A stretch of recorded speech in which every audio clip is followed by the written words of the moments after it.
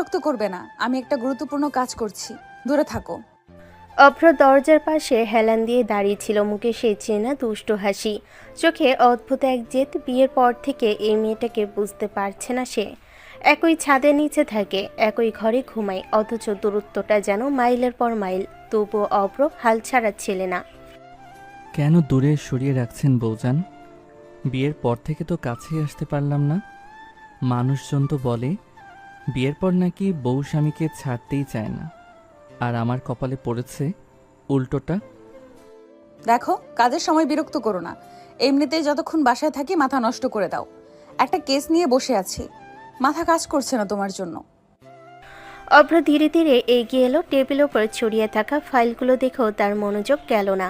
তার পুরো দৃষ্টি আটকে আছে নীলার মুখে। ইউনিফর্ম না পরলেও মেয়েটার মধ্যে সেই অফিসার সুলভ কঠিন ভাব সব সময়ই থাকে। তো কি করব বলুন? কাছে আসতে দেন না কেন? আমরা স্বামী স্ত্রী, কাছে আসা তো পাপ না। আমি তো অপরাধ করছি না, নিজের বউয়ের কাছেই আসছি। চুপ করো অব্র, বলছি তো কাজ করছি, যাও তো চোখের সামনে থেকে।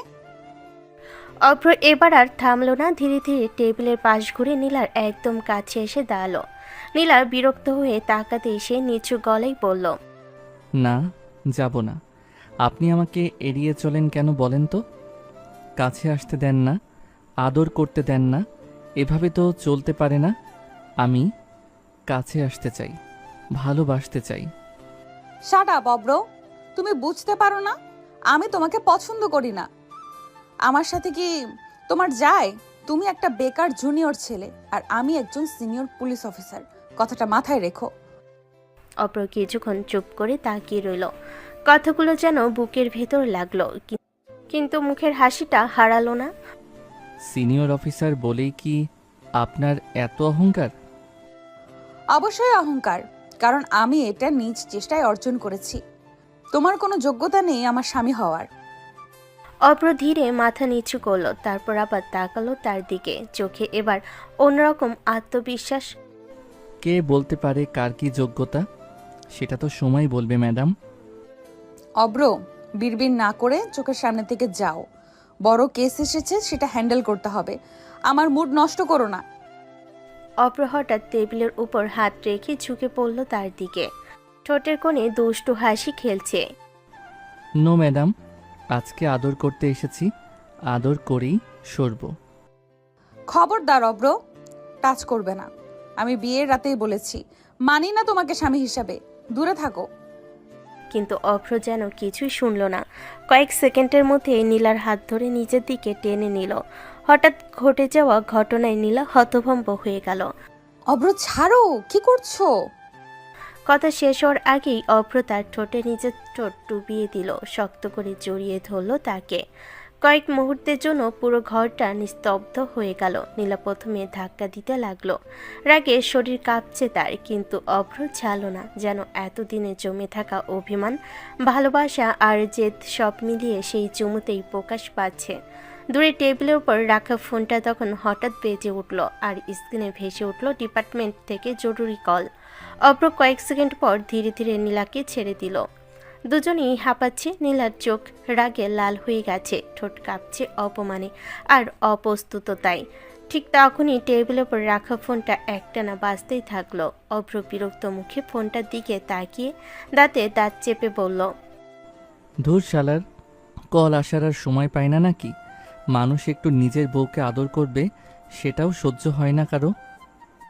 নীলা তাড়াতাড়ি নিজেকে সামলে নিল, চুল ঠিক করলো, মুখের কঠিন ভাবটা আবার ফিরিয়ে আনলো, যেন কয়েক সেকেন্ড আগের ঘটনাটা তার জীবনে ঘটেনি। ফোনটা হাতে তুলে স্ক্রিনে তাকাতেই বুঝলো থানার কল। এক মুহূর্ত দেরি না করে কল রিসিভ করলো সে। হ্যালো, ইয়েস অফিসার নীলা স্পিকিং। ম্যাম, এখনই থানায় আসতে হবে। নতুন কেস এসেছে, খুব সিরিয়াস দর্শন কেস। ভিকটিমের অবস্থা ভালো না, মিডিয়া জানার আগে আমাদের অ্যাকশন নিতে হবে। কথাটা শুনে নীলার চোখের দৃষ্টি বদলে গেল। মুহূর্তের মধ্যে সে আবার সেই কঠিন পুলিশ অফিসার হয়ে উঠল। ব্যক্তিগত সব অনুভূতি যেন এক সেকেন্ডে মুছে গেল তার মুখ থেকে। ওকে, আমি আসছি, 10 মিনিটের মধ্যে রওনা দিচ্ছি। কল কেটে দিতে সে দ্রুত আলমারির দিকে এগিয়ে গেল। ফাইল গুছিয়ে রাখছে, ব্যাগ নিচ্ছে, তাড়াহুড়ো করে প্রস্তুত হচ্ছে বের হওয়ার জন্য। অভ্র এতক্ষণ চুপচাপ তাকিয়েছিল, তারপর ভুরুকুচকে সামনে এসে দাঁড়ালো। এই সময় কোথায় যাবেন আপনি? রাত প্রায় 12টা বাজে। থানায় জরুরি কেস। অভ্র এবার সিরিয়াস হয়ে গেল, দরজার সামনে দাঁড়িয়ে পথ আটকে দিল। এত রাতে তো বাইরে যেতে পারবেন না, পরিস্থিতি ভালো না, কাল সকালে যান। কথাটা শুনে নীলার মুখ শক্ত হয়ে গেল, চোখ দুটো আগুনের মতো জ্বলে উঠল। কি বললে তুমি? আমি যেতে পারবো না। আমি শুধু বলছি রাত অনেক হয়েছে, বিপদ হতে পারে। আপনি একা। স্টপ ইট অব্র, তুমি ভুলে যাচ্ছ আমি কে। আমি কোনো সাধারণ মেয়ে না যে ভয় পেয়ে ঘরে বসে থাকবো। আমি একজন পুলিশ অফিসার। মানুষের বিপদে পাশে দাঁড়ানো আমার দায়িত্ব। দায়িত্ব আছে ঠিক, কিন্তু আপনি আমার বউও। আপনার কিছু হলে আমি। Please don't act like a husband. আমি আগেই বলেছি তোমাকে আমি স্বামী হিসেবে মানি না, তাই আমার কাজে বাধা দেওয়ার অধিকারও তোমার নেই। কথাগুলো ছুরির মতো বিঁধল অভ্রর বুকে। কয়েক সেকেন্ড সে নিশ্চুপ দাঁড়িয়ে রইল, তারপর ধীরে সরে দাঁড়ালো দরজার পাশ থেকে। নীলা দরজা খুলে বের হয়ে যেতে লাগলো, কিন্তু বের হওয়ার ঠিক আগে অভ্র নিচু গলায় বলল, ঠিক আছে ম্যাডাম, যান। তবে মনে রাখবেন, আজ থেকে আমি আর থামাবো না, যা হওয়ার সামনে থেকেই দেখব। নীলা এক সেকেন্ড থেমে গেল, কিন্তু পেছনে তাকালো না। শক্ত পায়ে পেরিয়ে গেল রাতের অন্ধকারে, আর দরজার সামনে দাঁড়িয়ে অভ্র ধীরে ধীরে মুঠো শক্ত করলো। তার চোখে তখন অদ্ভুত এক চিন্তার ছায়া। দরজাটা বন্ধ হওয়ার শব্দটা পুরো ফ্ল্যাট জুড়ে প্রতিধ্বনির মতো বাজল। কয়েক মুহূর্ত অভ্র ঠিক সেখানেই দাঁড়িয়ে রইল। নীলার বলা কথাগুলো বারবার মাথার ভেতর ঘুরছে। তোমাকে আমি স্বামী হিসেবে মানি না। মুখে হাসি থাকলেও ভিতরে কোথাও যেন একটা চাপা কষ্ট জমে উঠল। ধীরে ধীরে রুমে এসে বিছানার পাশে বসে পড়ল সে। ঘরটা অদ্ভুত নীরব লাগছে। কয়েক মিনিট আগেও যেখানে ঝগড়া, কথা আর উত্তেজনায় ভরা ছিল সবকিছু, এখন সেখানে শুধু শূন্যতা। অভ্র মাথা নিচু করে বসে রইল কিছুক্ষণ, তারপর হঠাৎ উঠে দাঁড়ালো। চোখে সেই পরিচিত দুষ্টু ভাব নেই এবার, বরং অদ্ভুত সিরিয়াস একটা ছায়া। না, এভাবে বসে থাকা যাবে না। যতই রাগ দেখাক, রাতের বেলা একা যেতে দিব নাকি? দ্রুত জ্যাকেটটা পরে নিল সে। ফোন আর বাইকের চাবি হাতে নিয়ে নিঃশব্দে বের হয়ে গেল বাসা থেকে। নিচে এসে দেখে নীলার গাড়িটা একটু আগেই রাস্তার মোড় নিয়েছে। অভ্র দূর থেকে নিজের বাইক স্টার্ট করলো। ইঞ্জিনের শব্দ কম রেখে ধীরে ধীরে গাড়িটার পেছনে চলতে লাগলো সে। দূরত্ব বজায় রেখে ফলো করছে, যেন কোনোভাবেই নীলা বুঝতে না পারে। রাত তখন গভীর, রাস্তার লাইটগুলো ফাঁকা শহরের উপর হলুদ আলো ফেলছে। মাঝে মধ্যে পুলিশের গাড়ির লাল নীল লাইট ঝলসে উঠছে দূরে কোথাও। অভ্র চোখ পুরো সময় নীলার গাড়ির ওপর। নিজের অজান্তেই নিচু গলায় বলল, যতই সিনিয়র অফিসার হন ম্যাডাম, আজকে আপনাকে একা ছাড়ছি না। কিছুক্ষণ পর গাড়িটা থানার সামনে গিয়ে থামলো। নীলা দ্রুত নেমে পড়ল। মুখে কঠিন ভাব, চোখে দায়িত্বের ছাপ স্পষ্ট। সে একবারও পিছনে তাকালো না। অভ্র দূরের অন্ধকারের পাশে বাইক থামিয়ে দাঁড়িয়ে রইল। হেলমেট খুলে থানার গেটের দিকে তাকিয়ে মুচকি হাসল। যান ম্যাডাম, কাজ করেন, আমি আছি আশেপাশেই। ওদিকে নীলা দ্রুত ভেতরে ঢুকতেই কয়েকজন অফিসার উঠে দাঁড়ালো। সবাই স্পষ্ট বুঝতে পারছে কেসটা গুরুতর। পরিবেশ ভারী হয়ে আছে। একজন সাব ইন্সপেক্টর এগিয়ে এসে ফাইল বাড়িয়ে দিল। ম্যাম, ভিকটিম হাসপাতালে আছে, প্রাইমারি রিপোর্ট এসেছে। ঘটনাটা আজ সন্ধ্যার দিকে হয়েছে। সন্দেহভাজন কয়েকজনের নামও পাওয়া গেছে। নীলা চেয়ার টেনে বসলো। চোখের সামনে ফাইল খুলতে তার মুখ আরও কঠিন হয়ে গেল। সব ডিটেলস লিখুন, টাইম, লোকেশন, প্রত্যক্ষদর্শী কারা ছিল, কিছু বাদ যাবে না। সে নিজেই কলম হাতে নিয়ে কেস ডায়েরিতে লিখতে শুরু করলো, দ্রুত কিন্তু নিখুঁতভাবে প্রতিটা তথ্য নোট করছে। তার চোখে তখন শুধু দায়িত্ব, কোনো আবেগ নেই। থানার ভেতরে ব্যস্ততা বেড়ে গেল। কেউ ফোন করছে, কেউ রিপোর্ট আনছে, কেউ আবার সন্দেহভাজনদের লোকেশন ট্র্যাক করার চেষ্টা করছে। ঠিক সেই সময় থানার বাইরে অন্ধকারে দাঁড়িয়ে থাকা অভ্র ধীরে ধীরে চারপাশে নজর বোলালো। তার দৃষ্টি হঠাৎ রাস্তার অপর পাশে দাঁড়িয়ে থাকা কয়েকজন সন্দেহভাজন লোকের ওপর গিয়ে থামলো। লোকগুলো থানার দিকে তাকিয়ে ফিসফিস করছে। অভ্রের চোখ মুহূর্তেই শুরু হয়ে গেল। ঠোঁটের কোণে ধীরে ধীরে অন্যরকম এক হাসি ফুটে উঠল। মনে হচ্ছে রাতটা শান্তিতে কাটবে না ম্যাডাম। থানার ভেতর তখন পুরো পরিবেশ টান টান উত্তেজনা ভরা। রাত যত গভীর হচ্ছে কেসটার গুরুত্ব ততই স্পষ্ট হয়ে উঠছে সবার কাছে। নীলা সামনে রাখা কেস ডায়েরিতে একটার পর একটা তথ্য লিখে যাচ্ছে। তার চোখে ঘুম নেই, ক্লান্তি নেই, শুধু দায়িত্ব আর রাগ, কারণ সে জানে এ ধরনের কেস শুধু একটা ফাইল না, একটা মেয়ের ভেঙে যাওয়া জীবন। ভিকটিমের স্টেটমেন্ট পুরোটা রেকর্ড করা হয়েছে? জি ম্যাম, কিন্তু মেয়েটা ট্রমায় আছে, ঠিকমতো কথা বলতে পারছে না। নীলা কলম থামিয়ে কয়েক সেকেন্ড চুপ করে রইল, তারপর ধীরে ধীরে বলল, যাই হোক, যারা এটা করেছে তাদের আজকেই ধরতে হবে। আমি কোনো অজুহাত শুনতে চাই না। তার কণ্ঠ এতটাই কঠিন ছিল যে আশেপাশে দাঁড়িয়ে থাকা অফিসাররা পর্যন্ত সোজা হয়ে দাঁড়িয়ে গেল। ওদিকে থানার বাইরে দাঁড়িয়ে অভ্র সবকিছু লক্ষ্য করছিল। দূর থেকে থানার ভিতরে আলো দেখা যাচ্ছে, কিন্তু তার নজর বারবার চলে যাচ্ছে রাস্তার ওই পাশে দাঁড়িয়ে থাকা লোকগুলোর দিকে। গুলো বারবার ফোনে কথা বলছে, আবার থানার দিকে তাকাচ্ছে। আচরণটা একদম স্বাভাবিক লাগছে না। অভ্র ধীরে বাইকের উপরে হেলান দিয়ে দাঁড়িয়ে নিজের মনে বলল, ব্যাপারটা ঠিক পরিষ্কার না। শুধু কেস না, এর পিছনে অন্য কিছু আছে মনে হচ্ছে। ম্যাডাম থানায় ঢুকে গেছে, এখন কি করব? কথাটা শুনেই অভ্রর চোখ ঠান্ডা হয়ে গেল, মুখের হাসিটা মিলিয়ে গেল, জায়গা নিল ভয়ঙ্কর শান্ত একটা ভাব। অভ্র ধীরে ধীরে হেলমেটটা আবার পরে নিল। ও, তাহলে টার্গেট আমার রাগী বউটা। ভুল জায়গায় এসেছো ভাইরা। আমি নিজে হাসপাতালে যাচ্ছি ভিকটিমের সাথে কথা বলতে। গাড়ি প্রস্তুত করুন। ম্যাম, বাইরে পরিস্থিতি একটু সন্দেহজনক লাগছে। অপরাধীরা ভয় দেখাতে চাইলে ভুল করছে। আমি ভয় পাই না, চলুন। সে দ্রুত বাইরে বের হয়ে এলো। ঠিক সেই সময় দূরে দাঁড়িয়ে থাকা লোকগুলো নড়েচড়ে উঠল। একজন ধীরে ধীরে ফোন কানে তুলল, আর কয়েক গজ দূরে অন্ধকারে দাঁড়িয়ে অভ্র সব দেখছে। তার চোখ এবার সম্পূর্ণ সতর্ক। অভ্র নিচু গলায় বলল, আজ যদি কারো ভুল হয় তাহলে সেটা জীবনের সবচেয়ে বড় ভুল হবে। নীলা কিছুই বুঝতে না পেরে থানার সিঁড়ি দিয়ে নিচে নামছে। তার অন্ধকার রাত যেন ধীরে ধীরে বিপদের দিকে এগিয়ে আসছে। থানার সামনে রাতের বাতাসটা অদ্ভুত ভারী লাগছিল। চারপাশ প্রায় ফাঁকা, শুধু কয়েকটা লাইট পোস্টের আলো পড়ে জায়গাটা আধো অন্ধকার হয়ে আছে। নীলা দ্রুত পায়ে নিচে নেমে আসলো। তার হাতে ফাইল, মুখে সেই কঠিন অফিসার সুলভ ভাব, যেন পৃথিবীর কোনো কিছুই তাকে থামাতে পারবে না। ডিউটি অফিসার গাড়ির দরজা খুলে দাঁড়িয়েছিল। ম্যাম, গাড়ি রেডি, হাসপাতালে যেতে প্রায় 20 মিনিট লাগবে। ওকে, সময় নষ্ট করা যাবে না, চলুন। সে গাড়ির দিকে এগিয়ে যাচ্ছিল। ঠিক তখনই রাস্তার পাশে দাঁড়িয়ে থাকা সে সন্দেহভাজন লোকগুলো একে অপরের দিকে তাকালো। তাদের চোখে অস্বস্তিকর ইঙ্গিত। একজন ধীরে ধীরে সামনে এগোতে লাগলো।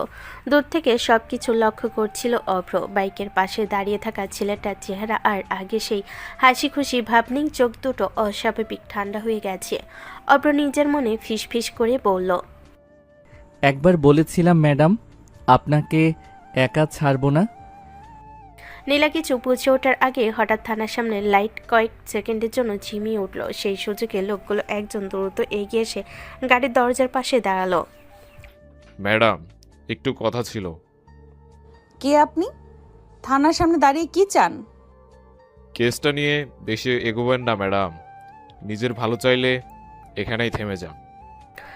কথা শুনে নীলার চোখ আগুনের মতো জ্বলে উঠল। সে এমনিতে রেগেছিল, কেসটা নিয়ে এই কথাতে আরও রেগে গেল। তুমি কি আমাকে থ্রেট দিচ্ছ? জানো কোথায় দাঁড়িয়ে কথা বলছো? লোকটা আর কিছু বলার আগে হঠাৎ পিছন থেকে শক্ত একটা হাত এসে তার কাঁধ চেপে ধরল। লোকটা ঘুরে তাকাতেই জমে গেল। অভ্র শান্ত মুখে দাঁড়িয়ে আছে, কিন্তু তার চোখের দৃষ্টি ভয়ঙ্কর ঠান্ডা। অভ্র ধীরে ধীরে বলল, ম্যাডামের সাথে কথা বলার আগে অনুমতি নিতে হয়, সেটা কেউ শেখায়নি। অব্র, তুমি এখানে? অভ্র এক সেকেন্ডও তার দিকে তাকালো না। এখনো লোকটার ওপর চোখ স্থির। রাত অনেক হয়েছে ভাই, বাড়ি চলে যান, না হলে রাতটা খারাপ যেতে পারে। লোকটা হাত ছাড়ানোর চেষ্টা করতে অভ্র হালকা চাপ বাড়ালো। মুহূর্তে লোকটার মুখ বিকৃত হয়ে গেল ব্যথায়। দূরে দাঁড়িয়ে থাকা অন্য লোকগুলো পরিস্থিতি বুঝে ধীরে ধীরে পিছিয়ে যেতে লাগলো। তার মনে প্রশ্নের ঝড় উঠছে। এই ছেলেটা কি সত্যি সেই বেকার হাসি খুশি জুনিয়র অভ্র? অভ্র হঠাৎ লোকটাকে ছেড়ে দিয়ে মুচকি হাসলো। যান, আর ভুল করে এই থানার সামনে দাঁড়াবেন না। লোকগুলো দ্রুত সরে গেল। অন্ধকারের মধ্যে কয়েক সেকেন্ড নীরবতা নেমে এলো। নীলা এবার রেগে বলল, তুমি আমাকে ফলো করেছো? হ্যাঁ করেছি, কারণ আমার রাগী পুলিশ বউটা বিপদে পড়তে পারে, কিন্তু নিজের নিরাপত্তার কথা ভাবে না। নীলা কিছু বলতে যাচ্ছিল, ঠিক তখনই থানার ভেতর থেকে একজন অফিসার দৌড়ে বের হয়ে চিৎকার করে বলল, ম্যাম, নতুন আপডেট এসেছে। ভিকটিম জ্ঞান ফিরে পেয়েছে, আর সে একজনের নাম বলছে। কার নাম? শহরের বড় একজন প্রভাবশালী মানুষের ছেলে। কথাটা শুনেই চারপাশে বাতাস যেন আরো ভারী হয়ে উঠল, আর পাশে দাঁড়িয়ে থাকা অভ্র ধীরে ধীরে হাসলো, যেন সে আগেই বুঝে গেছিল খেলাটা এখন শুরু হতে যাচ্ছে। থানার সামনে কয়েক মুহূর্ত আগের উত্তেজনাটা এখনো পুরোপুরি কাটেনি। বাতাসে যেন অদৃশ্য একটা চাপা ভয় আর রাগ মিশে আছে। নীলা দাঁড়িয়ে কয়েক সেকেন্ড ভাবলো, তারপর আবার নিজের কাজে মন দিল। ব্যক্তিগত বিষয় নিয়ে সময় নষ্ট করার মানুষ সে না। অফিসারের দিকে ঘুরে পড়ল। গাড়ি স্টার্ট করুন, আমরা এক্ষুনি হাসপাতালে যাচ্ছি। ভিকটিমের স্টেটমেন্ট নিজে শুনতে হবে। ডিউটি গাড়ির দরজা খুলে দেওয়া হলো। নীলা দ্রুত এগিয়ে গিয়ে উঠতে যাচ্ছিল, ঠিক তখনই পাশ থেকে অভ্র শান্ত গলায় বলল, 1 মিনিট ম্যাডাম। আবার কি অব্র? এখন নাটক করার সময় না। অভ্র বাইকের দিকে ইশারা করলো। কালো বাইকটা রাস্তার আলোয় চকচক করছে। সে হেলমেটটা হাতে নিয়ে দাঁড়িয়ে আছে। আমার বাইকে উঠুন, আমি নিয়ে যাই আপনাকে হাসপাতালে। দ্রুত পৌঁছাবেন। নীলা যেন বিশ্বাসই করতে পারল না কথাটা। চোখ সরু করে তাকালো তার দিকে। এক্সকিউজ মি, এসব আমাদের কাজ, তোমার না। তুমি বাসায় যাও। কাজ আপনাদের ঠিকই, কিন্তু সাহায্য তো করতেই পারি। পুলিশ বউকে সাহায্য করা অপরাধ না মনে হয়? অভ্র প্লিজ, এটা কোনো ঘুরতে যাওয়ার জায়গা না।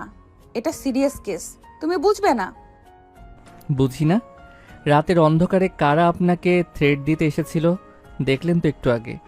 আবার কিছু হলে অফিসার হিসেবে শক্ত হতে পারেন, কিন্তু আমার কাছে আপনি শুধু অফিসার না। কথাটা শুনে নীলা কয়েক সেকেন্ড চুপ হয়ে গেল, তারপর আবার নিজেকে শক্ত করলো। আমি নিজের দায়িত্ব নিজে সামলাতে পারি, কারো প্রোটেকশন দরকার নেই আমার। প্রোটেকশন না ম্যাডাম, সঙ্গ দিচ্ছি। তাছাড়া শহরের এই সময়ে বাইক গাড়ির চেয়ে দ্রুত যাবে। কেসটা তো জরুরি, তাই না? নীলা বিরক্ত হয়ে গভীর শ্বাস নিল। সময় নষ্ট হচ্ছে বুঝতে পারছে সে। অফিসাররা দাঁড়িয়ে সব দেখছে বলেও অস্বস্তি লাগছে। শেষমেশ দাঁত চেপে বলল, ফাইন, শুধু সময় বাঁচানোর জন্য উঠছি, ভুল বুঝবে না।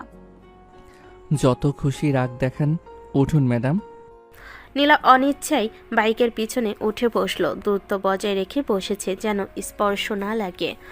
অভ্র ইঞ্জিন স্টার্ট করতে বাইক গর্জে উঠল। অভ্র নিচু গলেই বলল, শক্ত করে ধরুন, রাস্তা ভালো না।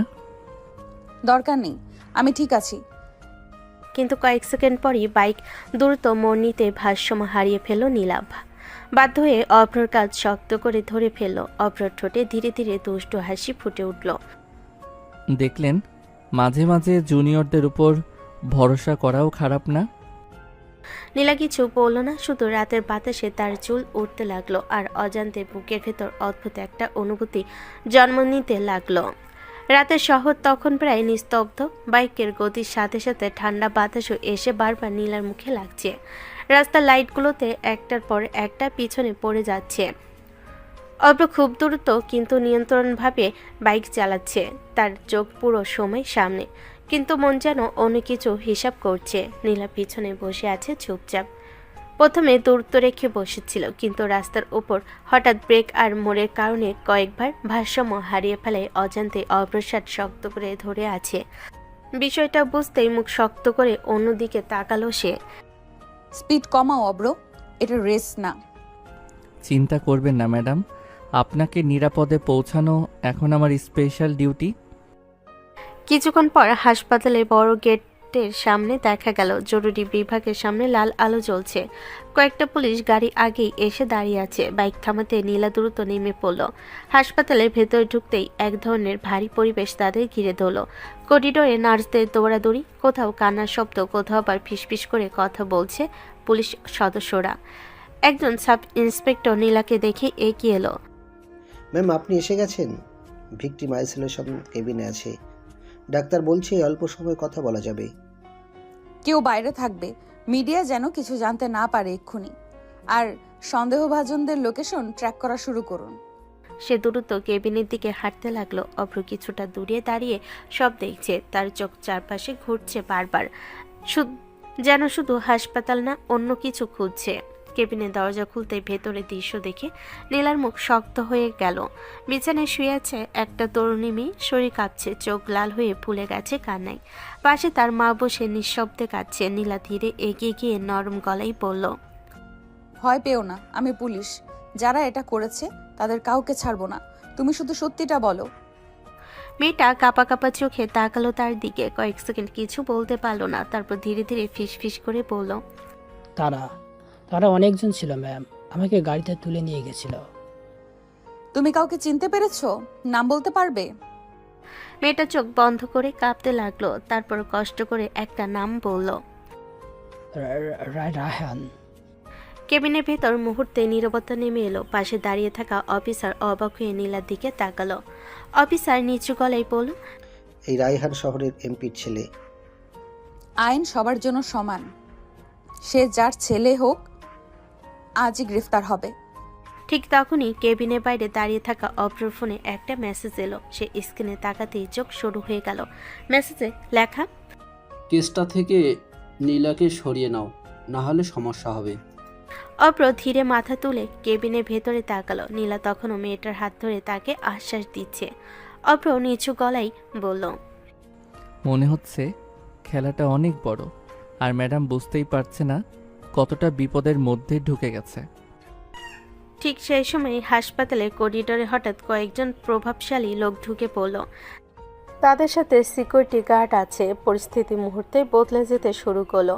হাসপাতালের করিডোরটা হঠাৎ করে অস্বাভাবিকভাবে ভারী হয়ে উঠল। কয়েকজন দামি পোশাক পরা লোক দ্রুত ভেতরে ঢুকলো। তাদের সাথে দুজন বডিগার্ডও আছে। চারপাশ দাঁড়িয়ে থাকা পুলিশ সদস্যরা একে অপরের দিকে তাকাতে লাগলো। সবাই বুঝে গেছে বড় কেউ এসেছে।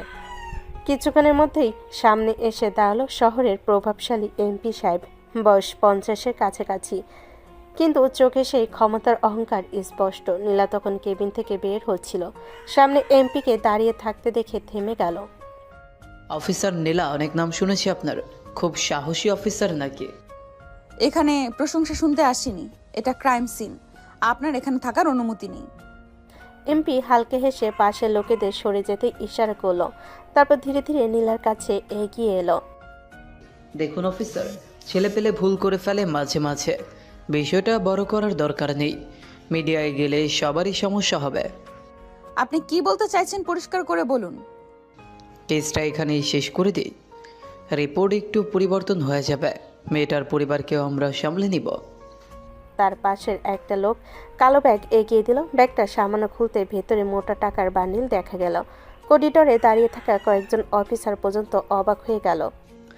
যত টাকা লাগে বলবেন অফিসার, আপনার ভবিষ্যৎও সিকিউর হয়ে যাবে।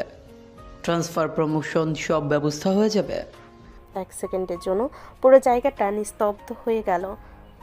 পরে মুহূর্তে নীলার চোখে আগুনের মতো জ্বলে উঠল। নীলা হঠাৎ এত জোরে ব্যাগটা ঠেলে দিল যে সেটা মেঝেতে পড়ে টাকা ছড়িয়ে গেল চারিদিকে। How dare you! আমাকে ঘুষি দিতে এসেছেন আপনি? তার কণ্ঠ এবার জোরে গর্জে উঠল যে পুরো করিডোর কেঁপে উঠল। আপনার ছেলে একটা মেয়ের জীবন নষ্ট করেছে, আর আপনি টাকা দিয়ে সেটা চাপা দিতে চান? আইনকে খেলনা মনে হয় নাকি? কথা বুঝে বলবেন অফিসার। আপনি জানেন না কার সাথে কথা বলছেন। খুব ভালো করে জানি। একজন অপরাধীর বাবার সাথে কথা বলছি। আর শুনে রাখুন, আমার ইউনিফর্ম বিক্রি করার জন্য না। চারপাশে দাঁড়িয়ে থাকা পুলিশ সদস্যরা পর্যন্ত অবাক হয়ে তাকিয়ে আছে। কেউ এত সরাসরি এমপির সাথে কথা বলার সাহস দেখায় না। অফিসার, এমপি সাহেবকে বাইরে নিয়ে যান আর তার ছেলের নামে এক্ষুনি অ্যারেস্ট ওয়ারেন্ট প্রসেস করুন। এই সাহসের মূল্য দিতে হবে আপনাকে অফিসার নীলা, খুব শীঘ্রই বুঝবেন।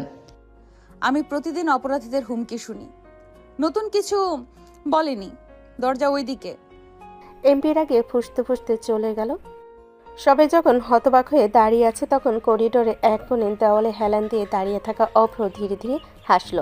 তার চোখে গর্ব স্পষ্ট। অভ্র নিচু গলায় বলল, জানতাম আমার রাগী পুলিশ বউ টাকা দেখে মাথা নত করবে না, কিন্তু ম্যাডাম আপনি এখন খুব বড় ঝামেলায় পড়ে গেলেন।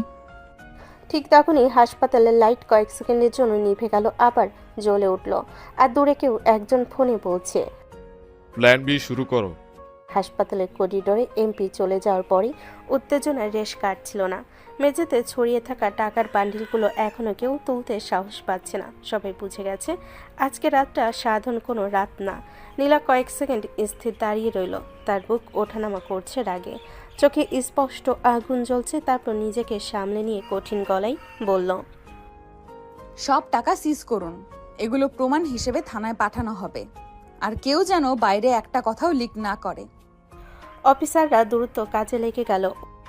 ওদিকে করিডোরের একপাশে দাঁড়িয়ে অভ্র সব দেখছিল। তার মুখে হালকা হাসি থাকলেও চোখে চিন্তার ছাপ স্পষ্ট, কারণ সে বুঝতে পারছে বিষয়টা এখানেই শেষ নয়। ক্ষমতাবান মানুষ এত সহজে হার মানবে না।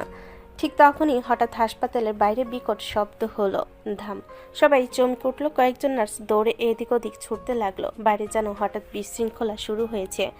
একজন কনস্টেবল দৌড়ে এসে হাঁপাতে হাঁপাতে বলল, ম্যাম, বাইরে কিছু লোক ঝামেলা করছে, মিডিয়া লোকও এসে গেছে। কেউ ইচ্ছা করে পরিস্থিতি খারাপ করার চেষ্টা করছে মনে হচ্ছে। সবাই শান্ত থাকুন, কেউ প্যানিক করবেন না, আমি বাইরে যাচ্ছি। সে দ্রুত করিডোর দিয়ে বের হতে লাগলো। অভ্র সঙ্গে সঙ্গে সোজা হয়ে দাঁড়ালো, নিচু গলায় বলল, শুরু হয়ে গেছে তাহলে। নীলা বাইরে বের হতে দেখে হাসপাতালের সামনে বিশাল ভিড়। কয়েকজন লোক চিৎকার করছে, কেউ ভিডিও করছে, কেউ আবার পুলিশের বিরুদ্ধে উল্টো অভিযোগ তুলছে। পুরো বিষয়টা যেন পরিকল্পিত। একজন লোক চিৎকার করে বলছে, নির্দোষ ছেলেকে ফাঁসানো হচ্ছে, পুলিশ মিথ্যা কেস দিচ্ছে। সবাই পিছিয়ে যান, এটা হসপিটাল, এটা এলাকা। আইন নিজের হাতে নিলে সরাসরি অ্যাকশন নেওয়া হবে। ঠিক তখনই ভিড়ের মাঝ থেকে একজন হঠাৎ পাথর ছুঁড়ে মারল। পাথরটা সোজা নীলের দিকে আসছিল, কিন্তু মুহূর্তের মধ্যে কেউ সামনে এসে দাঁড়ালো। ঠাস, পাথরটা এসে অভ্রর কাঁধে লাগলো। নীলা অবাক হয়ে তাকিয়ে গেল। অব্র, তুমি এখানে কি করছো? বলেছিলাম না ম্যাডাম, পুলিশ বউকে একা ছাড়ি না। তার চোখে পার ভিতরের দিকে গেল। কয়েক সেকেন্ডের জন্য শেষে হাসি খুশি ছেলেটা পুরো বদলে গেল। দৃষ্টি এত ঠান্ডা হয়ে উঠল যে সামনে দাঁড়িয়ে থাকা কয়েকজন নিজে থেকে পিছিয়ে গেল। অভ্র নিচু গলায় বলল, যারা খেলাটা শুরু করেছে মনে হয় তারা জানে না শেষটা কত খারাপ হতে পারে। নীলা প্রথমবারের মতো অভ্রর দিকে অন্যরকম দৃষ্টিতে তাকালো। তার মনে প্রশ্ন জন্মাচ্ছে, এই মানুষটা আসলে কে? আর দূরে দাঁড়িয়ে কেউ একজন ফোনে বলল, মেয়েটাকে ভয় দেখিয়ে লাভ নেই, এখন অফিসারকেই সরাতে হবে। হাসপাতালের সামনে রাতটা যেন আগের থেকেও আরো অন্ধকার ও ভয়ঙ্কর হয়ে উঠেছে। বাতাসে অদ্ভুত চাপা আওয়াজ, দূরে গাড়ির হর্ন আর চিৎকার মিলেমিশে এক ভয়ঙ্কর সুর তৈরি করছে। নীলা পুরো ভিড়ের দিকে তাকিয়ে দাঁড়িয়ে আছে। তার চোখে রাগ আর দৃঢ়তার মিশ্রণ স্পষ্ট। সবাই অশান্তি সৃষ্টির চেষ্টা করছেন কেন? হাসপাতালের পরিবেশের সাথে কেউ খেলবেন না। পুলিশ মিথ্যা মামলা করেছে, আমাদের ছেলেকে ফাঁসানো হচ্ছে। শান্ত হন, কেউ আইন নিজের হাতে তুলে নিলে সরাসরি অ্যাকশন নেওয়া হবে। অব্র, তুমি চলে যাও। বলেছি না, রাতের এই ঝড় মোকাবেলা করতে একা হবেন না। পুলিশ বউকে কেউ একা পেয়ে কিছু করতে পারবে না। ভিড়ের মধ্যে কিছু লোক অবাক হয়ে পিছিয়ে গেল। অভ্রের চোখের সেই দৃষ্টি ঠান্ডা এবং গভীর, মুহূর্তেই তাদের ভীত করে দিল। নীলা নিজে শ্বাস নিয়ে ধীরে বলল, তুমি আবার বিপদে পড়তে যাচ্ছ। এইভাবে তুমি নিজেকে... আমি জানি ম্যাডাম, কিন্তু যাকে আপনি রক্ষা করতে চান তার পাশে থাকা আমার দায়িত্ব। হাসপাতালের বাইরে ধীরে ধীরে পরিস্থিতি কিছুটা নিয়ন্ত্রণে এলো। ভিড় সরিয়ে পুলিশ ব্যারিকেড টেনে ফেলেছে। মিডিয়ার লোকেদের নিরাপদ দূরত্বে রাখা হলো। হাসপাতালের করিডোরে এখন শান্তি নেমে এসেছে, কিন্তু নীলা পুরোপুরি ক্লান্ত। চোখের গভীরে অস্থিরতা, শরীরে মানসিক চাপ স্পষ্ট। অভ্র দূরে দাঁড়িয়ে নীলার দিকে তাকালো, নিচু গলায় বলল, ম্যাডাম, এখন বাসায় চলুন। আপনি একা ক্লান্ত হয়ে পড়েছেন। আমি ঠিক আছি। হ্যাঁ চলো। সত্যি আজ শরীরটা একেবারে টায়ার্ড হয়ে গেছে। ঠিক আছে, তবে আগে আমাকে কথা দিতে হবে। আপনি ক্লান্ত, আমি আপনার পাশে থাকব। নদীর মতো শান্ত রাতের বাতাসে তারা ধীরে ধীরে গাড়ির দিকে এগোলো। অভ্র বাইকের পাশ দিয়ে এগিয়ে হালকা ইশারা করলো। বাইকে উঠুন ম্যাডাম, বাসায় পৌঁছানো দ্রুত হবে। নীলা প্রথমে কিছুটা দ্বিধা করলো, ধীরে ধীরে বাইকের পিছনে বসলো। মাথা একটু নিচু করে নিয়েছে যেন আর কোনো ঝুঁকি না থাকে। রাস্তা ক্রমশ ফাঁকা, হালকা বাতাসে চুল উড়ে যাচ্ছে। অভ্র চালাচ্ছে মনোযোগ দিয়ে, আর নীলা চুপচাপ শুধু বসে আছে। শরীর আর মন দুটোই ক্লান্ত। বাসায় পৌঁছানোর পরপরই দুজন ধীরে ধীরে ভেতরে ঢুকলো। নীলা টানা এক দীর্ঘশ্বাস ফেলল। উফ, শেষমেশ কত ক্লান্ত লাগে। হ্যাঁ ম্যাডাম, এখন আর কিছু নয়, শুধু বিশ্রাম। কিন্তু দুজনেরই মনে হঠাৎ এক অদ্ভুত অনুভূতি হলো, খাবারের জন্য খিদে। নীলার মাথা ঘোরাতে লাগলো। অব্র, আমার সত্যি খিদে পেয়েছে। চিন্তা নেই, আমি নুডলস বানিয়ে আনি, আমরা দুজন মিলে খাবো। কিছুক্ষণ পর রান্নাঘরের পাশে দুজন বসে নুডলসের প্যাকেট খুলল। খাবারের গন্ধে যেন ক্লান্তি আর রাগ মিলেমিশে যাচ্ছে। দুজনই একটু একটু করে শান্ত হতে লাগলো। নীলা চুপচাপ খাচ্ছিল। অভ্র তার দিকে তাকিয়ে মৃদু হাসলো। দেখলাম ব্যস্ত রাতের পর খাবারের এই মুহূর্তটা অনেক শান্তি দেয়। খাওয়া শেষ হতেই ঘরে নীরবতা নেমে এলো। নুডলসের বাক্স ফাঁকা, কিন্তু দুজনের শরীর ও মন এখনো ক্লান্ত। নীলা আস্তে আস্তে বলল, উফ, এত ক্লান্তি। হ্যাঁ, মনে হচ্ছে শুয়ে পড়লে ভালো হয়। অভ্র হঠাৎ ধীরে এগিয়ে এসে কোলে তুলে নিল। নীলা হতবাক হয়ে চেঁচিয়ে উঠল। কি করছো অব্র? পুলিশ হয়ে বড় বড় কেস হ্যান্ডেল করেন, আর আপনার মতো ক্লান্ত বউকে একা থাকতে দিতে পারবো না। আমার পা আছে, আমি নিজেই হাঁটতে পারি। হাঁটার দরকার কি বউজান?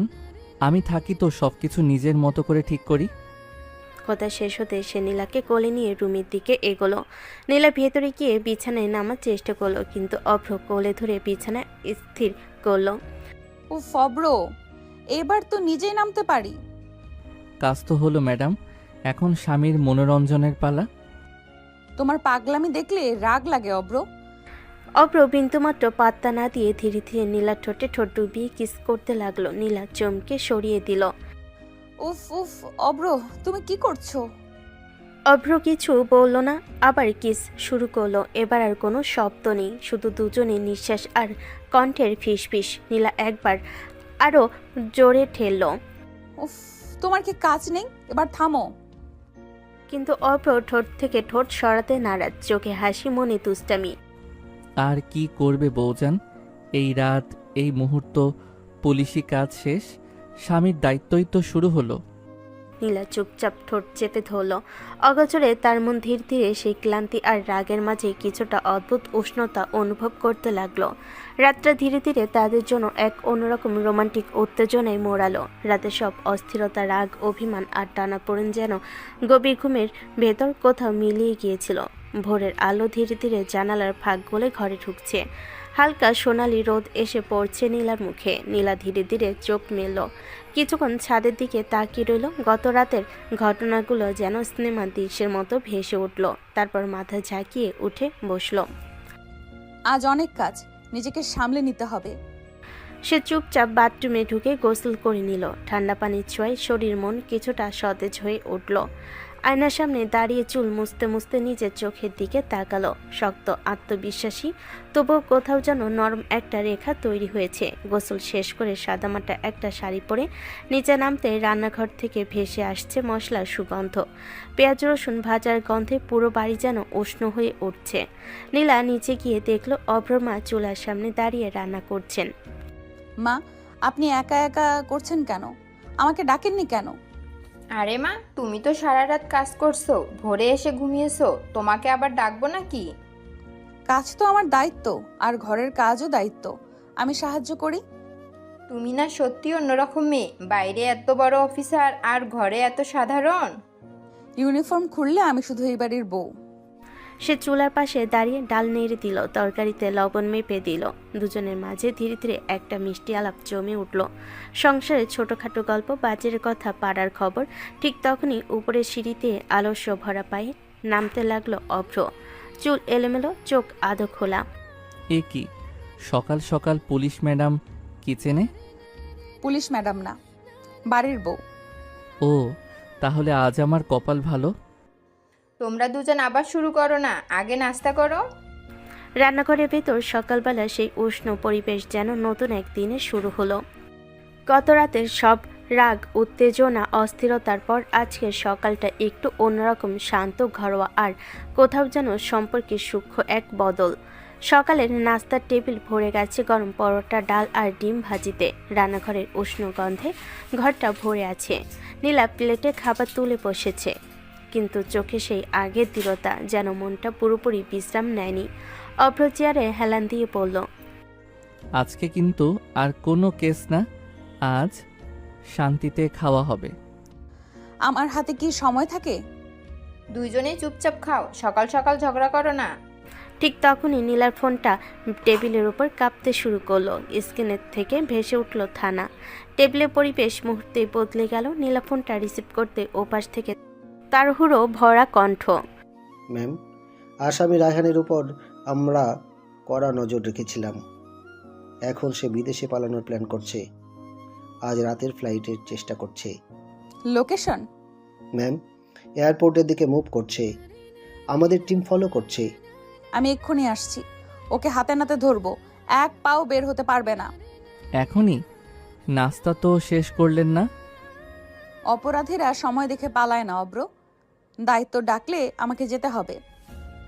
সাবধানে যেও মা। চিন্তা করবেন না, আজই শেষ করব এই কেস। আমি যাচ্ছি আপনার সাথে। না, এটা অফিসিয়াল অপারেশন। তুমি শুধু অফিসার না, আপনি আমার স্ত্রীও। বিপদে একা যেতে দেব না। ফোনটা কেটে যাওয়ার পরও কয়েক সেকেন্ড নীলা স্থির দাঁড়িয়ে রইল। চোখের ভেতর আগুনের মতো দৃঢ়তা, ঠোঁট শক্ত করে চেপে ধরা। সকালের শান্ত পরিবেশ যেন মুহূর্তেই বদলে গেছে। সে ধীরে ধীরে সিঁড়ি পেয়ে উপরে উঠতে লাগলো। প্রতিটা পা ফেলার যেন একটা সিদ্ধান্তের শব্দ। অভ্র নিচ থেকে তাকিয়ে আছে। নীলা, এখন কথা বলার সময় না। রুমে ঢুকে দরজাটা ভেতর থেকে লাগিয়ে দিল। কয়েক সেকেন্ড দেওয়ালের সাথে হেলান দিয়ে চোখ বন্ধ করলো। তারপর ধীরে আলমারির দরজা খুলল। ভেতরে ঝুলছে তার ইউনিফর্ম, ইস্ত্রি করা পরিপাটি, গর্বের প্রতীক। নীলা ইউনিফর্মটা হাতে তুলে নিল, আঙ্গুল বুলিয়ে নিল কাঁধের ব্যাজে। আজ পালাতে পারবো না রায়হান। সে দ্রুত শাড়ি বদলে ইউনিফর্ম পরে নিল।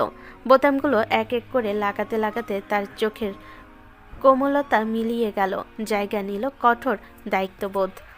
কোমরে বেল্ট পরল, হোল স্টারে সার্ভিস পিস্তল ঠিক করলো।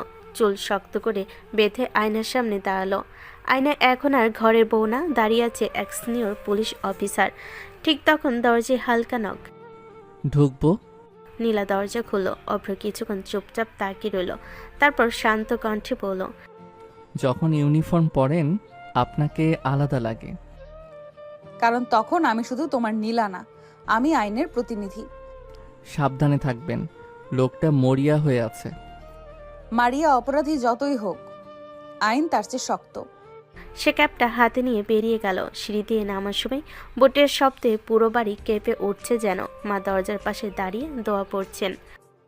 আল্লাহ ভরসা মা। নীলা মায়ের দিকে তাকিয়ে হালকা মাথা নেড়ে বেরিয়ে গেল। বাইরে গাড়ির দরজা খুলতেই সকালে রোদ তার ইউনিফর্মে ঝিলিক দিল। আজ আর কোনো দ্বিধা নেই, আজ শুধু অভিযান। বাড়ির গেট পেরিয়ে পুলিশের জিপটা যখন রাস্তায় উঠল, তখন সকালের রোদ পুরো শহরটাকে জাগিয়ে তুলেছে। কিন্তু নীলার চোখে কোনো সকাল নেই, আছে শুধু দায়িত্ব, কৌশল আর তারা। ড্রাইভার আয়নায় তাকিয়ে বলল, ম্যাম, সরাসরি এয়ারপোর্টে? না, আগে থানায়। অপারেশনের প্ল্যান ছাড়া কেউ নড়বে না। জিপটা দ্রুত থানার ভেতর ঢুকলো। গেট খুলতেই কনস্টেবলরা সেলুট দিল। থানার ভেতরে ঢুকেই নীলা সরাসরি কনফারেন্স রুমে গেল। টেবিলের উপর ম্যাপ ছড়িয়ে দেওয়া হলো। কয়েকজন অফিসার দাঁড়িয়ে আছে প্রস্তুত হয়ে। রায়হান এখন পালানোর মুডে আছে। পালাতে চাইলে সে সরাসরি এয়ারপোর্টে যাবে না, মাঝপথে সেফ হাউসে লুকাতে পারে। ম্যাম, আমাদের সোর্স বলছে সে আজ দুপুরের আগেই বের হবে। এই 3টা রোড ব্লক করো। সাদা পোশাকে লোক থাকবে আর কেউ ফায়ার ওপেন করবে না আমার অর্ডার ছাড়া। আমরা তাকে জীবিত চাই। আজ কেউ ভুল করবে না। সে অনেক মেয়ের জীবন নষ্ট করেছে। আজ তার পালানোর শেষ দিন। দ্রুত টিম ভাগ হয়ে গেল। গাড়ির ইঞ্জিনের শব্দে পুরো থানা চত্বর গমগম করছে। কিছুক্ষণ পর খবর এলো, ম্যাম, টার্গেট গাড়ি নিয়ে বেরিয়েছে।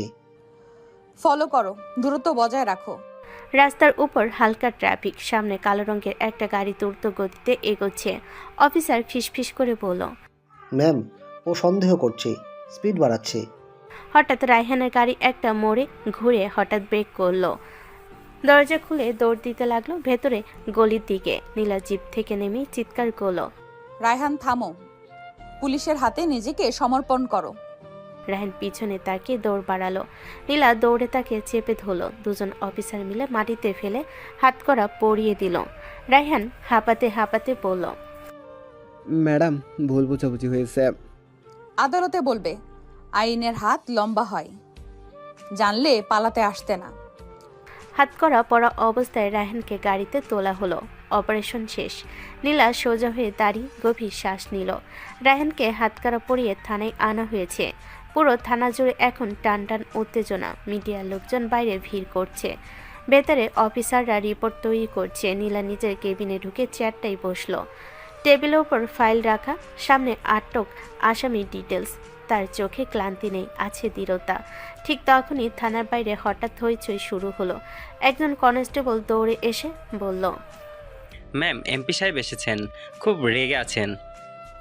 ভেতরে আসতে বলুন। কিছুক্ষণ পর দরজা জোরে ঠেলে ভেতরে ঢুকলেন এমপি। চোখ লাল, কণ্ঠ উঁচু। এই কি শুরু করেছেন আপনি? আমার ছেলেকে হাত করা পুড়িয়েছেন। জানেন আমি কে? ঘরের ভেতর মুহূর্তে নীরবতা নেমে এলো। নীলা ধীরে চেয়ার থেকে উঠে দাঁড়ালো, কণ্ঠ ঠান্ডা কিন্তু ধারালো। আমি জানি আপনি কে, কিন্তু এই থানার ভেতরে সব আইনের অধীন। এটা রাজনৈতিক ষড়যন্ত্র। আমার ছেলেকে ফাঁসানো হয়েছে। এখনই ছেড়ে দিন তাকে। প্রমাণ যদি হয় আপনার ছেলে নির্দোষ, তাহলে তাকে সম্মানের সাথে ছেড়ে দেওয়া হবে, কিন্তু তার আগে না। আপনি বুঝতে পারছেন না কাদের সঙ্গে লাগছেন? আমি অপরাধের সঙ্গে লাগি, পরিচয়ের সঙ্গে না। ঘরের বাইরে দাঁড়িয়ে থাকা অফিসাররা নিঃশ্বাস আটকে শুনছে। এমপি আবার বললেন, আপনার চাকরি টিকবে না। আমার চাকরি জনগণের জন্য। ভয় দেখিয়ে আমাকে থামানো যাবে না। কিছুক্ষণ দুজনে চোকাচুকি। ঘরের ভেতরে যেন তীব্র বিদ্যুৎ চমকাচ্ছে। শেষমেশ এমপির আগে ফুঁসতে ফুঁসতে বেরিয়ে গেলেন। দরজা বন্ধ হতে একজন অফিসার বলল, চাপ আসবে। চাপ যতই আসুক, কেসটা প্রমাণ সহ শেষ করব। আইন বিক্রি হয় না। থানার ভিতর তখনও চাপা উত্তেজনা। এমপি বেরিয়ে যাওয়ার পরও পরিবেশ পুরোপুরি স্বাভাবিক হয়নি। অফিসাররা ফাইল নিয়ে ব্যস্ত, কেউ ফোনে রিপোর্ট দিচ্ছে, কেউ আসামি জবানবন্দি লিখছে। নীলা নিজের কেবিনে বসে কেস ডায়েরির পাতা উল্টাচ্ছে। চোখে ক্লান্তি নেই, কিন্তু ভেতরে জমে আছে দিনের চাপ। ঠিক তখন দরজায় হালকা নক। ভেতরে আসুন। দরজা খুলতেই অভ্র ঢুকে পড়ল। সাধারণ শার্ট প্যান্ট, কিন্তু মুখে চেনা দুষ্টু হাসি। নীলা অবাক হয়ে তাকালো। তুমি এখানে কেন? থানায় কি কাজ তোমার? বউজানকে মিস করছি, তাই চলে এলাম। এটা থানা, বাড়ি না, সিরিয়াস জায়গা। জানি তো, তাই ভাবলাম সিরিয়াস মুখটার একটু হাসি দরকার। রাতের কথা কিন্তু আমি ভুলে যাইনি অব্র। তুমি জোর করছো আমাকে। ঘরে বাতাস হঠাৎ ভারী হয়ে গেল। অভ্র মুখের হাসি একটু মিলান হলো, কিন্তু সে হালকা স্বরে বলল, জোর না, ভালোবেসেছি, মারিনি তো। ভালোবাসা মানে কারো ইচ্ছাকে অগ্রাহ্য করা না। আমি না বলেছিলাম। আপনি সবসময় দেয়াল তুলে রাখেন নীলা। আমি শুধু সেই দেয়াল ভাঙতে চেয়েছি। দেওয়াল ভাঙার আগে দরজায় নক করতে হয়, এটা মনে রেখো। কথাগুলো নরম কিন্তু ভীষণ স্পষ্ট। অভ্র কিছুক্ষণ চুপ করে রইল। বাইরে কনস্টেবলের কণ্ঠ শোনা যাচ্ছে, ভেতরে অদ্ভুত নীরবতা। অভ্র ধীরে বলল, ঠিক আছে, হয়তো ভুল করেছি, কিন্তু আপনাকে হারাতে চাই না।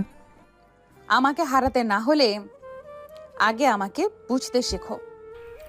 কেবিনের ভেতর তখনও ভারী নীরবতা। অভ্র চুপচাপ দাঁড়িয়ে আছে। নীলা টেবিলের উপর হাত রেখে কিছুক্ষণ চিন্তায় ডুবে। দুজনের মাঝখানে কথাগুলো বাতাসে ঝুলে আছে, অসমাপ্ত, অমীমাংসিত। ঠিক তখনই দরজায় তড়িঘড়ি নক। একজন সাব ইন্সপেক্টর ভেতরে ঢুকে স্যালুট করলো। স্যার, রায়হান কিছুতেই স্বীকার করছে না, বারবার বলছে সে নির্দোষ। নীলার চোখের ভেতর সঙ্গে সঙ্গে বদল এলো। ব্যক্তিগত আবেগ মুহূর্তেই সরিয়ে রাখলো সে। তারপর শক্ত কণ্ঠে বলল, ভিডিও রেকর্ডিং চালু আছে তো? জি ম্যাম, পুরো জেরা রেকর্ড হচ্ছে। ভালো, আমি আসছি। এখন আবার জেরা? অপরাধী স্বীকার না করলে প্রমাণ দিয়েই তাকে কোণঠাসা করতে হয়। সে কেবিন থেকে বেরিয়ে জেরা কক্ষের দিকে হাঁটতে লাগলো। বুটের শব্দ করিডোরে প্রতিধ্বনিত হচ্ছে। ভেতরে রায়হান চেয়ারে বসে, মুখে জেদি ভাব। ম্যাডাম, আমি কিছু করিনি, আপনারা আমাকে ফাঁসাচ্ছেন। নীলা সামনে এগিয়ে গিয়ে চেয়ার টেনে বসলো, চোখ সরাসরি তার চোখে। তারপর শক্ত কণ্ঠে রাগ নিয়ে বলল, তুমি ভাবছো চুপ থাকলেই বাঁচবে? ফরেনসিক রিপোর্ট এসেছে, কল রেকর্ড আছে, সিসিটিভি ফুটেজ আছে। সব সাজানো।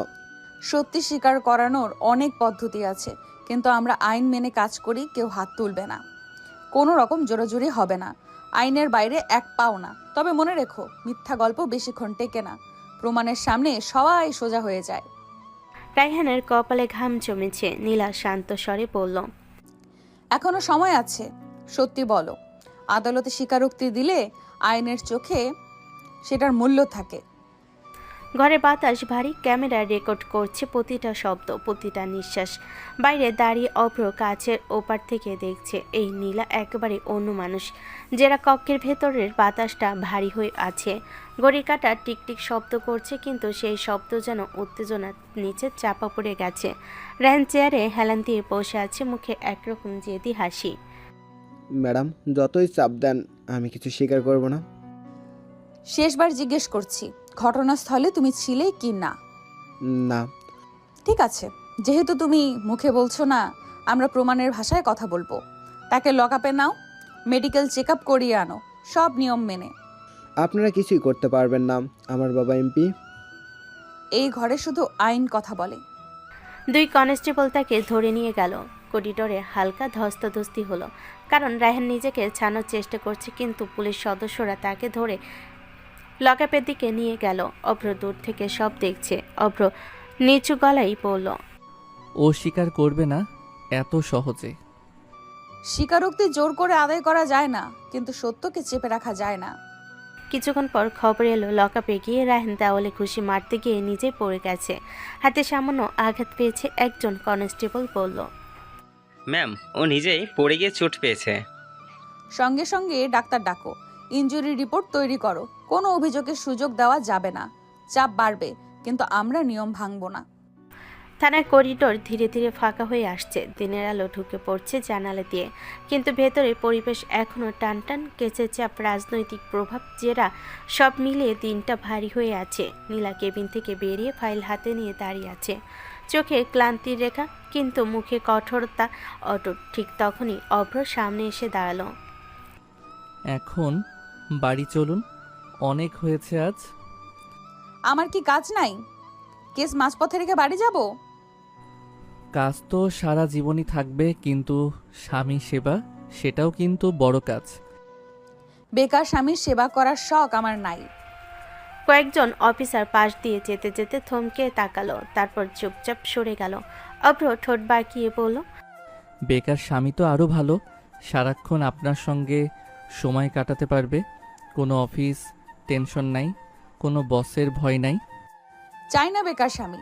আমার পাশে দাঁড়াতে হলে নিজের পরিচয় লাগবে, শুধু আমার ছায়া হয়ে থাকলে চলবে না। আপনি সবসময় এমন কথা বলেন যেন আমি অযোগ্য। অযোগ্য না, কিন্তু দায়িত্বহীনতা আমি পছন্দ করি না। আমি লড়াই করে এখানে এসেছি। আমার পাশে কেউ দাঁড়ালে সেও যেন নিজের জায়গায় দাঁড়িয়ে থাকে। কতগুলো করিডোরে বাতাসে ভারী হয়ে ঝুলে রইল। অভ্র কিছুক্ষণ চুপ করে থাকলো, তারপর মৃদু গলায় বলল, ঠিক আছে, একদিন দেখাবো বেকার বলে যাকে অবহেলা করছেন সেই তোমার সমান হয়ে দাঁড়াবে। নীলা একবার তার দিকে তাকালো, সেই দৃষ্টিতে রাগ আছে কিন্তু কোথাও একটা চাপা প্রত্যাশাও লুকিয়ে আছে। যেদিন দাঁড়াবে সেদিন কথা বলবো, এখন সরে দাঁড়াও, আমার কাজ আছে। সে ঘুরে আবার নিজের কেবিনের দিকে চলে গেল। অভ্র করিডোরে দাঁড়িয়ে রইল, চোখে এবার দুষ্টু হাসি নেই, আছে এক ধরনের চ্যালেঞ্জার আগুন। থানার করিডোরে তখন বিকেলের আলো ঢুকে পড়েছে, অফিসাররা নিজেদের কাজে ব্যস্ত, কিন্তু বাতাসে এখনও চাপা টান। নীলা নিজের কেবিনের সামনে দাঁড়িয়ে কিছু নির্দেশ দিচ্ছিল, ঠিক তখনই তার চোখে পড়ল অভ্র একপাশে সরে গিয়ে ফোন কানে দিয়ে কথা বলছে। তার ভঙ্গিটা অদ্ভুত গম্ভীর, আর সেই চেনা হালকা দুষ্টু হাসিটা নেই। নীলা দূর থেকে তাকিয়ে রইল, অভ্র নিচু কিন্তু দৃঢ় কণ্ঠে বলছে, জি স্যার, নিশ্চিত খবর। বুঝেছি, এমপি নীলা ম্যামকে ফাঁদে ফেলতে ষড়যন্ত্র করছে। ঠিক আছে, যারা যারা এই কাজে সাহায্য করছে সবাইকে নজরে রাখুন, প্রয়োজন হলে থানায় ঢুকিয়ে দিন, প্রমাণসহ কাজ হবে। তার গলায় এমন কৃতিত্ব যেন সে আদেশ দিতে অভ্যস্ত। অভ্র আবার বলল, না ম্যাম কিছু জানবে না এখনই, না ম্যাম কিছু জানবে না এখনই, সময় হলে জানানো হবে। আগে ওনার নিরাপত্তা নিশ্চিত করুন। ফোন কেটে দিল। দূরে দাঁড়িয়ে থাকা নীলা শুধু দেখছে অভ্র কথা বলছে, কিন্তু কি কথা বলছে সে জানে না। তার মনে হালকা প্রশ্ন জাগলো, এত গম্ভীরভাবে কার সাথে কথা বলছে? অভ্র ফোন পকেটে রেখে আবার আগের মতো স্বাভাবিক ভঙ্গিতে হাঁটতে শুরু করলো। মুখে আবার সে হালকা হাসি, কিন্তু চোখে চোখে এক অদ্ভুত গভীরতা। নীলা ধীরে এগিয়ে এলো। কার সাথে কথা বলছিলে? এমনি একটা পুরনো বন্ধুর সাথে। থানার সামনে দাঁড়িয়ে এত গম্ভীরভাবে বন্ধুর সাথে কথা বলতে হয়? সবাইকে সবকিছু জানাতে হয় না ম্যাডাম। কথাটা বলে সে সামনে হাঁটতে লাগলো। নীলা স্থির দাঁড়িয়ে রইল। আজ প্রথমবার তার মনে হলো এই ছেলেটা কি সত্যি শুধু বেকার জুনিয়র, নাকি তার পিছনে কিছু লুকানো আছে। থানার ভেতরে শেষ বিকেলের আলো ধীরে ধীরে ফিকে হয়ে আসছে। কেস ডায়েরির শেষ পাতায় সই করে কলমটা নামিয়ে রাখলো নীলা। সারাদিনে দৌড়ঝাঁপ, জেরা, রাজনৈতিক চাপ সব মিলিয়ে শরীরটা অবসন্ন। সে চেয়ার থেকে উঠে জানালার বাইরে তাকালো। মনে হলো আজকের দিনটা খুব লম্বা ছিল। একটু হাওয়া দরকার, মাথাটা পরিষ্কার করতে হবে। ফাইল গুছিয়ে কেবিন থেকে বের হলো। করিডোর প্রায় ফাঁকা। গেটের দিকে হাঁটতে হাঁটতে তার চোখ হঠাৎ থেমে গেল। থানার বাইরে রাস্তার পাশে অভ্র তার বাইকে হেলান দিয়ে দাঁড়িয়ে আছে, দুহাত বুকের সামনে ভাঁজ করা, মাথা সামান্য নিচু, যেন অনেকক্ষণ ধরেই অপেক্ষা করছে। নীলা থেমে গেল। তুমি এখনো যাওনি? বলেছিলাম না আজ আপনাকে একা ছাড়বো না। এখন আবার কি নতুন নাটক? চলুন ম্যাডাম। কোথায়? থানার বাইরে দুনিয়াটা কেমন আছে সেটা দেখাতে। ঠিক আছে, কিন্তু বেশিক্ষণ না। অভ্র বাইক স্টার্ট দিল। ইঞ্জিনের শব্দে সন্ধ্যার নীরবতা কেঁপে উঠল। নীলা পিছনে উঠে বসলো। প্রথমে একটু দূরে বসেছিল, কিন্তু বাইক গতি পেতেই স্বাভাবিকভাবে সামান্য ধরে নিল অভ্রর কাঁধ। রাস্তার বাতাসে দিনের ক্লান্ত ধীরে ধীরে উড়ে যেতে লাগলো। শহরের ব্যস্ততা পেছনে ফেলে বাইকটা নদীর পাড়ের দিকে এগোলো। নদীর ধারে পৌঁছাতে ঠান্ডা বাতাস মুখে এসে লাগলো। সূর্য ডুবে যাচ্ছে, আকাশে কমলা আর বেগুনি রঙের মিশ্রণ। অভ্র বাইক থামিয়ে বলল, নেমে পড়ুন ম্যাডাম, আজকের জন্য আপনার আদালত এখানে। নীলা ধীরে নামলো। নদীর দিকে তাকিয়ে কিছুক্ষণ চুপ করে রইল। জলের উপর সূর্যের শেষ আলো ঝিকমিক করছে। অনেকদিন পর এভাবে বের হলাম। আপনি সব সময় যুদ্ধের ময়দানে থাকেন, মাঝে মাঝে নিজের জন্যেও একটু সময় রাখা উচিত। আর তুমি সারাদিন আমাকে চ্যালেঞ্জ দাও, আবার শেষে এখানে নিয়ে আসো কেন? কারণ আপনার রাগের আড়ালে যে মেয়েটা লুকিয়ে আছে তাকে আমি হারাতে চাই না। নদীর হাওয়া দুজনের মাঝখানে নরম হয়ে বইছে। আজ থানার কোলাহল নেই, রাজনৈতিক চাপ নেই, শুধু গভীর শব্দ আর দুজন মানুষের নীরবতা। হয়তো এই নীরবতার মাঝেই জমেছে নতুন কোনো অনুভূতি। নদীর পাড়ে হালকা বাতাস বইছে, সূর্য প্রায় ডুবে গেছে। আকাশে কমলা আর বেগুনি রঙের মিশ্রণে এক অদ্ভুত শান্ত সৌন্দর্য ছড়িয়ে আছে। দূরে একজন মানুষ হাঁটছে, কেউ বসে গল্প করছে, কেউ নদীর দিকে চুপচাপ তাকিয়ে। নীলা নদীর জলে চোখ রেখে দাঁড়িয়ে আছে। দিনের সব ক্লান্তি যেন এই বাতাসে একটু একটু করে হালকা হয়ে যাচ্ছে। হঠাৎ পেছন থেকে অভ্র এসে তাকে জড়িয়ে ধরল। নীলা চমকে উঠল। কি করছো? কত মানুষ আছে এখানে। তাতে কি, আমরা তো পবিত্র সম্পর্কে আবদ্ধ। স্বামী স্ত্রী জড়িয়ে ধরলে আকাশ ভেঙে পড়বে নাকি? নীলা চারিদিকে তাকালো, সত্যি কয়েকজন মানুষ পাশ দিয়ে হাঁটছে। তার গলা হালকা লাল হয়ে উঠল। ছাড়ো, সবাই দেখছে। দেখুক, আমার বউকে জড়িয়ে ধরেছি, অপরাধ করিনি। নীলা এবার সত্যি লজ্জা পেয়ে গেল। তার কঠোর পুলিশি চেহারার আড়ালে যেন একেবারে অন্য এক মেয়ের মুখ ফুটে উঠল। তুমি একদম বদলাবে না অব্র। বদলালে তো আপনি চিনতেই পারতেন না। চলুন ম্যাডাম, একটু হাঁটি। নীলা এবার সত্যি লজ্জা পেয়ে গেল। তার কঠোর পুলিশি চেহারার আড়ালে যেন একেবারে অন্য এক মেয়ের মুখ ফুটে উঠল।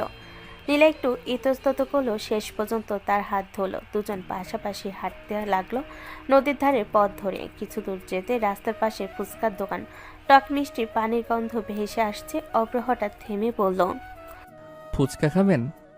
এখন? হ্যাঁ, এখনই। বড় বড় কেস সামলানো পুলিশ অফিসারও মাঝে মাঝে ফুচকা খেতে পারে। ঝাল বেশি হলে কিন্তু দায় তোমার। ভাই, 2 প্লেট, একটাই ঝাল কম আর একটা একটু বেশি। তুমি ধরে নিয়েছো কোনটা কার? আপনার কম ঝাল, বাইরে আগুন ভেতরে নরম। নীলা চুপ করে থাকলো, কিন্তু ঠোঁটের কোণে হালকা হাসি ফুটে উঠল। নদীর ধারে সেই ছোট্ট ফুচকার দোকানটার সামনে দাঁড়িয়ে দুজনে বেশ হালকা মেজাজে ছিল। বাতাসে টক পানির গন্ধ, চারপাশে কিশোর কিশোরীদের হাসি আর সন্ধ্যার নরম আলো, সব মিলে মুহূর্তটা একেবারে নির্ভার। দোকানদার তাড়াহুড়ো করে 2টা প্লেট এগিয়ে দিল। অভ্র আত্মবিশ্বাসী ভঙ্গিতে একটা প্লেট নীলার হাতে তুলে দিল। এই নিন ম্যাডাম, স্পেশাল কম ঝাল। নিশ্চিত তো? আপনার স্বামী কি কখনো ভুল করে? নীলা আর কিছু না বলে একটা ফুচকা তুলে গালে দিল। পরের সেকেন্ডে তার চোখ বড় বড় হয়ে গেল। ইস, এটা কি? আগুন লাগছে। সে হাত দিয়ে মুখে বাতাস করতে লাগলো। তার চোখ মুখ এক মুহূর্তের মধ্যে লাল টকটকে হয়ে গেল। পানি, পানি দাও। আপা, ভুলে প্লেট পাল্টে গেছে মনে হয়। অভ্র নিজের প্লেটের দিকে তাকিয়ে বুঝলো সত্যি ভুল হয়েছে। কম ঝালেরটা তার হাতে আর ঝালেরটা নীলার। নীলা লাফাতে লাফাতে বলছে, জ্বলছে, আমার জিহ্বা পুড়ে যাচ্ছে। আরে আরে দাঁড়ান, পানি দিচ্ছি। উফ, এটা মানুষ খায় নাকি? চারপাশে মানুষ তাকিয়ে আছে। নীলা লজ্জা রাখ ঝালের মিশ্রণে একেবারে অস্থির। অভ্র একটু চিন্তিত হয়ে গেল। দাঁড়ান, এভাবে হবে না। সে নীলার হাত ধরে একটু দূরে টেনে নিয়ে গেল। দোকানের ভিত থেকে সরিয়ে নীলা এখনো হাঁপাচ্ছে। কিছু একটা করো। অভ্র এক মুহূর্ত তার দিকে তাকিয়ে রইল, তারপর হঠাৎ করে তাকে কাছে টেনে নিল। এই কি করছো? কথা শেষ হওয়ার আগে অভ্র তার ঠোঁটে ঠোঁট ডুবিয়ে দিল। নীলা হতবাক, চোখ বড় বড় হয়ে গেল। কয়েক সেকেন্ড সে নড়ল না, যেন পুরো পৃথিবী থেমে গেছে। অভ্র ধীরে ধীরে তাকে আঁকড়ে ধরে রইল। কিছুক্ষণ পর আলতো করে সরে এলো। অভ্র নরম গলায় বলল, এখন কেমন? নীলা কয়েক সেকেন্ড কিছু বলতে পারল না, শুধু হাঁপাচ্ছে। ঝালের তীব্রতা সত্যি কমে এসেছে। নীলা ফিস ফিস করে বলল, তুমি পাগল? ঝাল কমানোর বিজ্ঞানসম্মত উপায়। নীলা এবার মুখ ঘুরিয়ে নিল, কিন্তু চোখে আর আগের মতো আগুন নেই। নদীর হাওয়া আবার বইছে, ঝাল কমেছে, কিন্তু অন্য এক উষ্ণতা যেন রয়ে গেছে বাতাসে। নদীর ধারে সেই হাসি ঠাট্টা, ঝাল ঝামেলা আর অদ্ভুত উষ্ণ মুহূর্তের পর দুজন ধীরে ধীরে বাইকের দিকে এগিয়ে গেল। আকাশ তখন পুরোপুরি অন্ধকার হয়নি, তবে সন্ধ্যার আলো মিলিয়ে গেছে। রাস্তার লাইটগুলো জ্বলে উঠছে একে একে। অভ্র হেলমেটটা নীলার হাতে দিল। চলুন ম্যাডাম, আজকের অভিযান এখানেই শেষ। অভিযান তোমার ছিল, আমি তো শুধু ঝালের শিকার। শিকার না, সন্ধ্যার নায়িকা। নীলা আর কিছু বলল না, চুপচাপ বাইকে উঠে বসলো। ফেরার পথটা আগের চেয়ে শান্ত। দুজনেই যেন নিজের ভাবনায় ডুবে গেল। বাড়ি গেটে পৌঁছে নীলা নামতে বলল, আজকে অনেক নাটক হলো। জীবনটাই তো নাটক, আমরা শুধু ডায়লগ বলি। আমি গোসল করে আসছি, মাথাটা পরিষ্কার করতে হবে। অভ্র দরজার পাশে দাঁড়িয়ে তাকিয়ে রইল। কিছুক্ষণ পর বাথরুমে দরজা খুলো। ভেতর থেকে বেরিয়ে এলো একেবারে অন্যরকম নীলা। ভেজা চুল পেছনে ছড়িয়ে আছে, সাদামাটা কিন্তু পরিপাটি একটা শাড়ি পরা। মুখে কোনো মেকআপ নেই, তবুও এক অদ্ভুত। অভ্র কিছুক্ষণ তাকিয়ে রইল। সুন্দর লাগছে জান। আমি কারো জান না। কারো হওয়ার দরকার নাই, আমার হলেই হবে। এত সহজ না আমাকে পাওয়া। আমি তো সহজ কিছু চাই না, কঠিন জিনিস জিততেই ভালো লাগে। দেখাই যাবে। সময় লাগুক, তবুও একদিন আপনি নিজেই বলবেন আমি শুধু তোমার। ঘরের ভেতর হালকা নীরবতা জমেছিল। জানালা পর্দা নড়ছে, মেজা চুল কাঁধে ছড়িয়ে আয়নার সামনে দাঁড়িয়ে আছে নীলা। অভ্র এখনো তাকিয়ে আছে তার দিকে, চোখে মিশ্র অনুভূতি, অর্ধেক দুষ্টুমি, অর্ধেক গভীরতা। নীলা আয়নায় তার দিকে দৃষ্টি ফেলল। হয়েছে তোমার ডায়লগ? ডায়লগ না, মনের কথা। মনের কথা পরে শুনবো, এখন নিচে গিয়ে মাকে রান্নার কাজে সাহায্য করি। পুলিশ অফিসার হয়ে কিচেন ডিউটি? দায়িত্ব মানে শুধু কেস না, সংসারও একটা দায়িত্ব। কথা শেষ করে তার দরজা খুলে নিচে নেমে গেল। তার শাড়ির আঁচল সিঁড়ি দিয়ে নামতে নামতে হালকা দুলছে। অভ্র কিছুক্ষণ দরজার দিকে তাকিয়ে রইল, তারপর ধীরে দরজা বন্ধ করলো। মুখের হাসি মিলিয়ে গেল। সে বাথরুমে গিয়ে মুখে পানি ছিটালো, দ্রুত ফ্রেশ হয়ে বের হলো। টেবিলের উপরে রাখা ল্যাপটপ খুলে বসলো। স্ক্রিনে আলো পড়তেই মুখের চেহারা পুরো বদলে গেল। একেবারে গম্ভীর মনোযোগী, কিবোর্ডে দ্রুত আঙ্গুল চালাতে লাগলো। কিছু ফাইল খুললো, কিছু তথ্য চেক করলো, তারপর ফোনটা হাতে নিল, ডায়াল করলো একটা নাম্বার। 2 রিংয়ের পর ওপাশ থেকে গম্ভীর কণ্ঠ।